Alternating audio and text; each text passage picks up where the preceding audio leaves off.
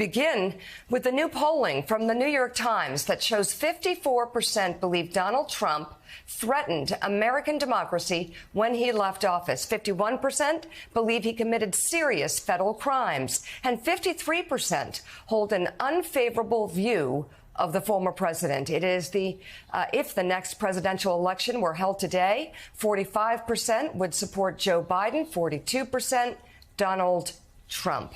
And, Joe, these numbers in line with a lot of polls that we've been looking at lately over the past couple of weeks. Yeah. That coupled with how some voters are feeling about different changes in policy, abortion, and the migrants issue. Yeah. It's convoluting things for Republicans who might think they have it in a bag. I think it's taking an election year that was supposed to be easy for the Republicans, and I think it's making so many races tight. We do these generic ballot tests. And usually if they're tied, that's good news for Republicans because they usually outperform by 3 or 4% of the generic ballot. You really have to look at the individual races. You look at the polling, whether it's in Wisconsin, whether it's in Pennsylvania, whether it's in Michigan, whether it's in Georgia. In so many of the races, whether you're looking at the Senate races, the gubernatorial races, they are really tight.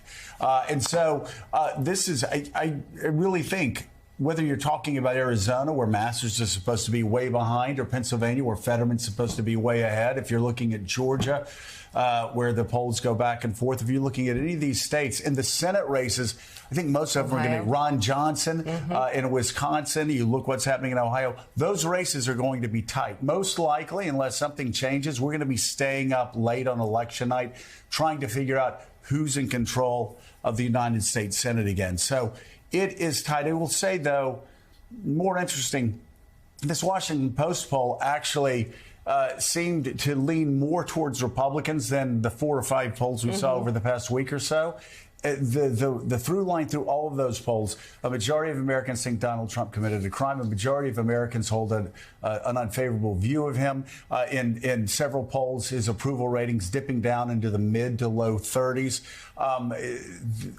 All of these investigations, all of the potential crimes he committed, they are building up.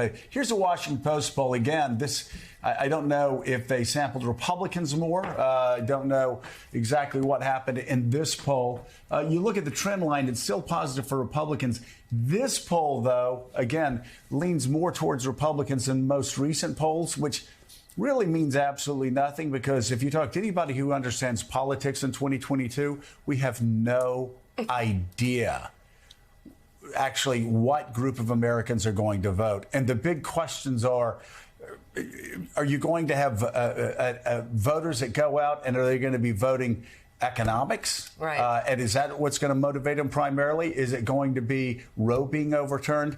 Based on that, we're going to figure out what electorate we have. And if it looks like Kansas, that's great news for Republicans or for Democrats. But right now, you still have to say advantage GOP. Yeah, and we're going to have John Hellman on next hour. He's just coming off a really strong interview with Vice President Kamala Harris. And I point that out only because certain issues have definitely given Democrats their voice, and abortion is one of them. We'll be talking a lot more about this.